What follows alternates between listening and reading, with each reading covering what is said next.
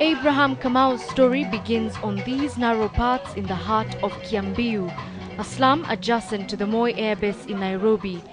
Exactly 2 months ago, Kamau was at work when he got an emergency call from home.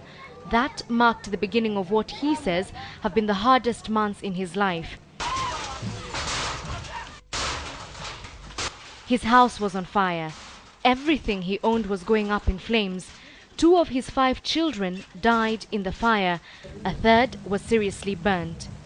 Nilitoka kazi, nikapata nyumba imechomeka, alafu watoto wawili wamekufa hapo hapo, alafu watatu wakapelekwa Kenyatta.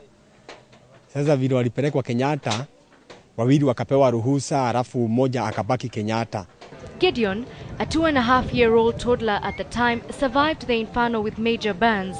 The child was immediately hospitalized and fought on for 21 more days before he finally succumbed. Gideon's death was a second chapter of Kamau's agony. The attempt to keep him alive had led to a hefty hospital bill that was far beyond Kamau's means. Wale wawili niliwazika juu au hawakuwa na gharama, walikufa hapo hapo, wakaenda mochari, alafu watu wakanichangia nikaweza kuwazika. Sasa huyu amenilemea kwa vile alikuwa ameitishwa 71,000 huko hospitali Kenyatta, alafu saa hii ya mochari ni 20,000 na hata ile nimelipa ni 13,000, mpaka hata naona hata siwezi. Kamau leads us to his house.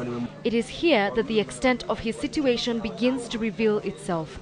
A small room with a few household items and 1 mattress is all that he can afford for his wife and 2 surviving children, one of whom is 13. And even this, he says, is a burden he can barely keep up with. His life now revolves around getting his son's body. Nimeenda Kenyatta karibu miezi 2 na nikitoka hapa Kiambiu naenda mpaka Kenyatta mguu. Nikienda naenda kubebeleza ule sosio waka. Sosio waka na mbebeleza anisikia na niambia wenda ukatafute pesa, wenda ukatafute pesa. His wife shares in the burden. During our visit, she was in town trying to raise some money.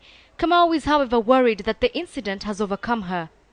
Hali ya mke wangu naona sio mzuri sana kulingana, hata yeye ni kama anaenda, yani ni kama hata yeye alichanganyikiwa kwa akili na hii mambo. Juu saa ile alikuja akapata wawili wamekufa hapo hapo, pia na yeye alianguka chini. Now the 31-year-old is walking around with a timer because the hospital told Kamau that if he is unable to raise the funds, watakaa na yeye, alafu kama sina uwezo watatupa. Officials at the Kenyatta National Hospital were unavailable for comment. Results released by the Ministry of Planning under the 2010 Economic Survey indicate that 46% of Kenyans are considered to be poor. Now that's about half of the Kenyan population. It might not mean much for the people who live above that half, but for Abraham Kamau, this statistic has put his life at a standstill. Edith Kimani, KTN Weekend Prime.